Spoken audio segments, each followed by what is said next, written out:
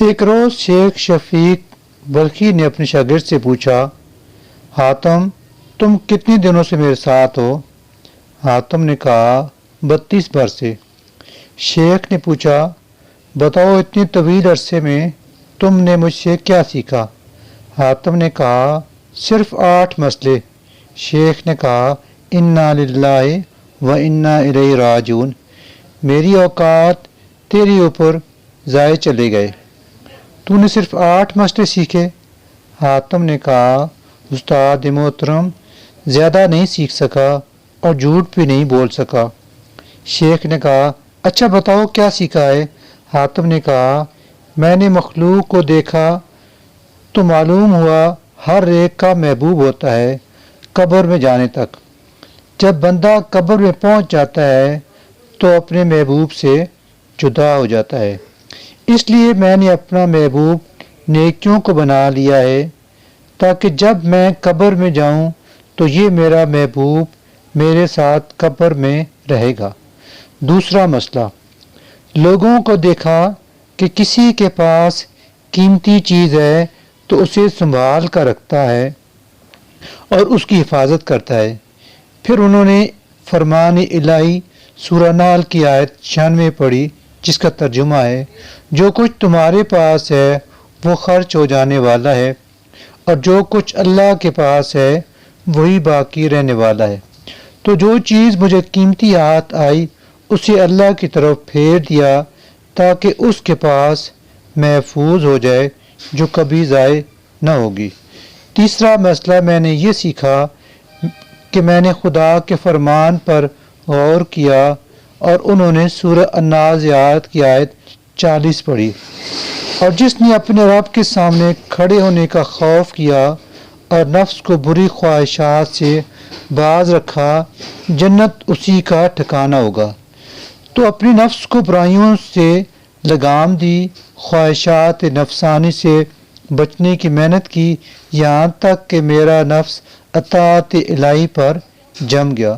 اور چوتھا مسئلہ میں نے یہ سیکھا کہ لوگوں کو دیکھا ہر ایک کا رجحان دنیاوی مال، حسب و نسب، دنیاوی جاہ و منصب میں پایا۔ ان امور میں غور کرنے سے یہ چیزیں مجھے ہیچ دکھائی دیں۔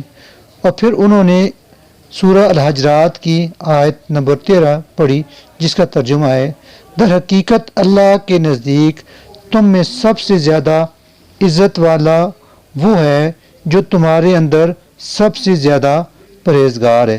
تو میں نے تقوی اختیار کیا تاکہ اللہ کے ہاں عزت پاؤں۔ اور پانچواں مسئلہ میں نے یہ سیکھا کہ لوگوں کو میں نے دیکھا کہ وہ آپس میں گمان بد رکھتے ہیں، ایک دوسرے کو برا کہتے ہیں۔ دوسری طرف انہوں نے اللہ تبارک و تعالیٰ کا فرمان پڑھا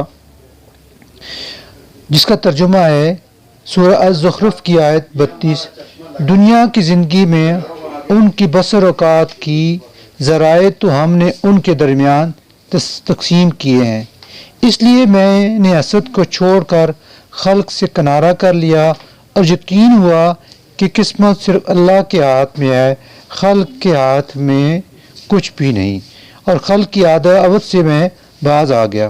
اور چھٹا مسئلہ میں نے یہ سیکھا کہ لوگوں کو دیکھا کہ ایک دوسرے سے سرکشی اور بغاوت سے کرتے ہیں، تو چنانچہ در حقیقت شیطان ہمارا دشمن ہے، اس لیے تم بھی اسے اپنا دشمن سمجھو۔ اس بنا پر میں نے صرف اس اکیلے شیطان کو اپنا دشمن ٹھہرا لیا اور اس بات کی کوشش کی کہ اس سے بچتا رہوں۔